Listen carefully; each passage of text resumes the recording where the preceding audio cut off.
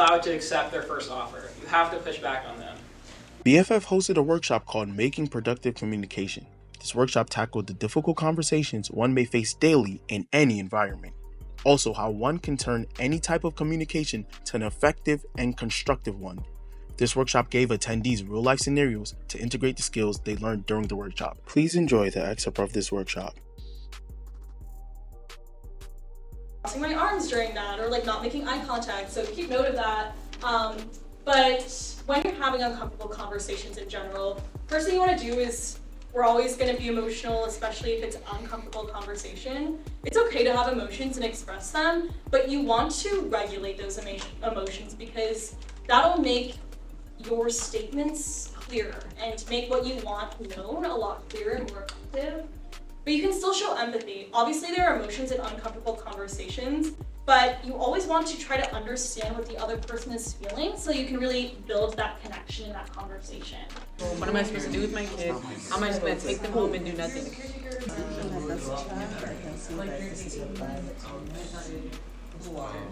So the last type of conversation that we're going to be talking about are professional conversations. It sounded like a lot of people here work or attend school, so you would consider those like professional settings where you might have to advocate for yourself to people that maybe are sitting at a higher position than you at work or school, whether that be a professor or a boss, or just how to communicate with your colleagues as well. So when we have professional conversations, the key points that we want you guys to remember are keeping your composure.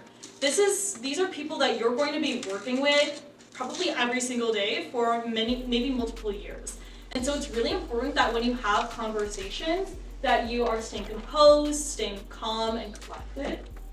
You want to be tactful, so you always want to be honest and advocate for yourself, but you still have to maintain a level of professionalism so that you can be respected and respect those that you're talking to. Yeah, and I have a way of reframing getting shut down. So one thing our professors do when they're training us is they'll start to push us. Say we get something right, then they'll start to ask us a harder question.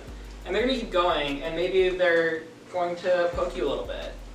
And the goal of it isn't to humble you. The goal of it is to just throw you off. And it's not, maybe it's a little rude, but the purpose of them doing that is to see how you react to a difficult situation. And it's to see how you react when you're thrown off balance. And I take it as a challenge personally, is that because if you can maintain composure in these really difficult situations where someone's trying to throw you off balance, and they're trying to throw you off balance because they maybe don't want you to get a raise, or maybe they want to give you less of a raise. But keeping your composure does keep power in that situation, and that does give a lot of respect to you in the eyes of people that are challenging you. In these situations, it's also really important to be confident. You want to be self-assured and confident that you know what you're talking about, you are advocating for yourself in situations, but at the same time, you obviously want to be respectful and not arrogant, ever. And then for professional conversations, we want to maintain this solution-focused mentality. So you're discussing and having conversations to reach a common goal or a common solution. So you're speaking to be heard and to come up with a solution, not just speaking about your opinion and a reaction.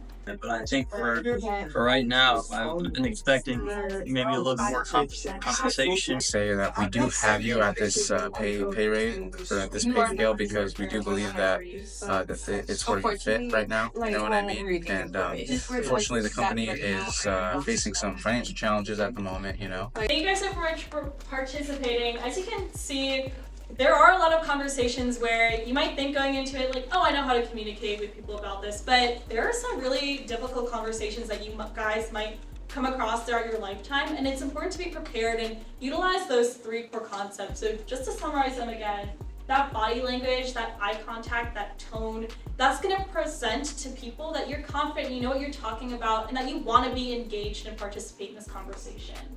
Listening skills, so important, like we saw in that last one. You don't want to just react to what someone is saying. You want to listen to them and respond to make this a 2-person conversation. And expression, like I just said, we're here to respond and to make connections with people, and that will make our relationships that much stronger.